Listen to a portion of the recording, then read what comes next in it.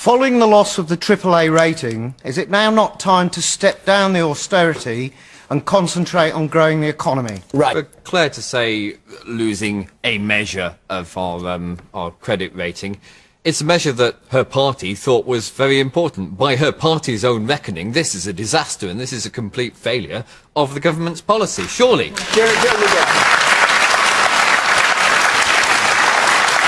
For every £3 that the government was raising in tax, it was spending £4. That is completely unsustainable. I don't care whether it's your household or your business or your country. You can't live beyond your means indefinitely. But the difference is, for all the rhetoric, it was George Osborne who made this the first of his 8 conditions for the economy. It was he who said the AAA rating was what he was going to be judged by. So it's not just nothing. David, what are you doing? Well, no, hang on. Sorry. Very quickly, so you were just asked. The two major economies that have the top rating are Germany and Canada, and they are the 2 countries that have got to grips with their deficits. I think that what we have to do is have a fiscal stimulus. We have to try to put people back to work. So we have to cancel the tax cut for millionaires that's coming in April, and actually introduce a 10p tax rate. We can. Do you borrow more or not? Well, there is good borrowing and bad borrowing. If you borrow to invest in infrastructure, to build houses, to put unemployed construction workers back to work, to create a place where people who are homeless can live, that is good borrowing. If you borrow £212 billion extra because your economic policies are failing and the economy has ground to a halt, that is bad borrowing. So your response will be to borrow more? You have to borrow some more in the short term for good things. Well, shall I introduce an air of reality into this discussion? I don't know. Because the reason why the government has lost its AAA rating is because the ratings agency think that they haven't got to grips with the deficit. And they're right. You would think that there had been massive cuts from the way that this discussion has gone so far. Actually, government spending has increased since the last general election. It was 670 billion in 2010. It's 737 billion this year.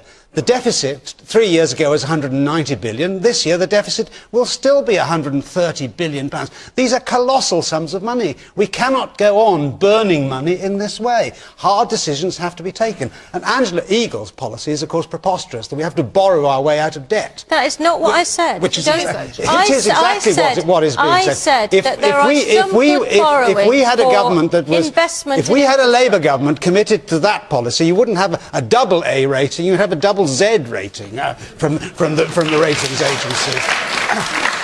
Is it right for Brussels to cap bankers' bonuses? This is the attempt announced today to cap bankers' bonuses, give them only a bonus equivalent to their salary unless shareholders decide, in which case they can have twice their salary. But is it right for Brussels to do this? Neil Hamilton, you have strong views about Europe. Yeah, I do indeed. Well, I mean, this is the reality of the European Union, and David Cameron thinks he's going to be able to renegotiate all sorts of powers back from Europe.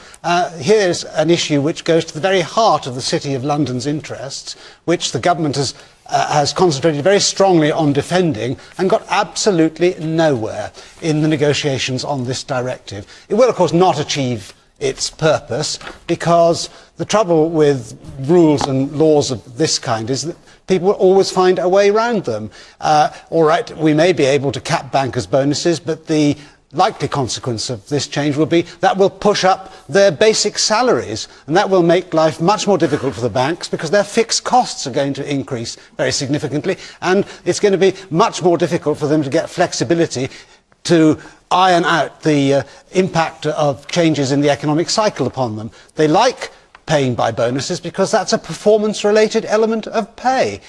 So if we're going, no, but as far looking at it from the bank's point of view, if the choice is between increasing people's salaries by some colossal amount and yet only paying them sums when the banks make profits, then obviously it's sensible for the banks to choose the latter rather than the former. You'll also have this peculiar situation now where banking is a global business, it's highly competitive.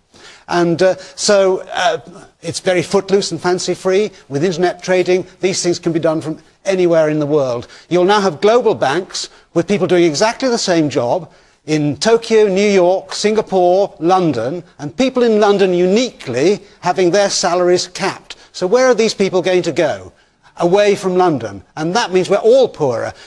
Paying these bonuses has seemed at times, of course, preposterous, but the Treasury has been the biggest beneficiary in the tax which is charged upon them. So if we lose all that, then, of course, we, as individuals, are all going to be poorer as well. This is yet another example of politicians in Europe, none of whom have got the slightest experience of what they're doing, who are legislating in a way which is going to cost the earth for us. Okay. And these are the people whose only qualification, of course, is that they support the euro, which is the biggest financial calamity which has affected the entire continent. I think we... Calm down.